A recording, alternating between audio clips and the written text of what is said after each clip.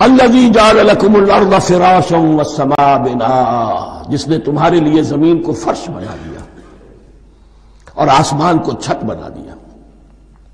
وانزل من السماء ماء، اور آسمان سے پانی برسایا.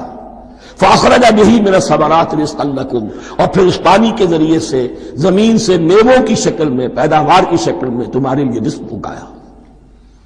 فلا تجعلوا للہ اندادا وانتم تعلمون، تو ہرگز نہ اللہ کا مد مقابل کسی کو ٹھہراؤ جانتے بوجھتے.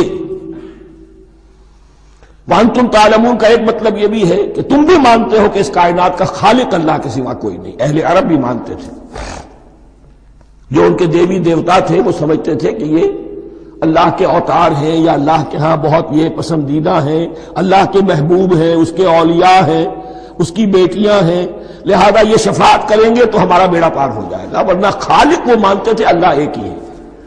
جب تم یہ مانتے ہو کائنات کا خالق ایک، مدبر ایک، تو اب کسی کو اس کا مد مقابل نہ بناؤ. انداد ند کی جمع ہے، لا ضد لہ ولا ند لہ، اللہ کا کوئی مد مقابل نہیں. اس میں یہاں تک بات ہے کہ حضور اس درجے، اس توحید کی باریکیوں تک پہنچا کر گئے ہیں اس امت کو کہ کسی صحابی نے ایسے ہی کہہ دیا ما شاء اللہ و ما شئت، جو اللہ چاہے اور جو آپ چاہیں.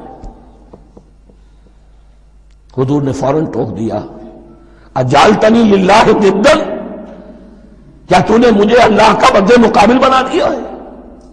اس کائنات میں مشیت صرف ایک کی چلتی ہے، کسی اور کی مشیت اس کی مشیت کے تابع پوری ہو جائے ہو جائے، لیکن مشیت مطلقہ صرف اس کی ہے. یہاں تک کہ حضور سے فرمایا گیا کہ اے نبی آپ کے لیے یہ ممکن نہیں ہے جسے چاہے ہدایت دے دے، انک لا تہدی من احببت ولکن اللہ یہدی من یشاء.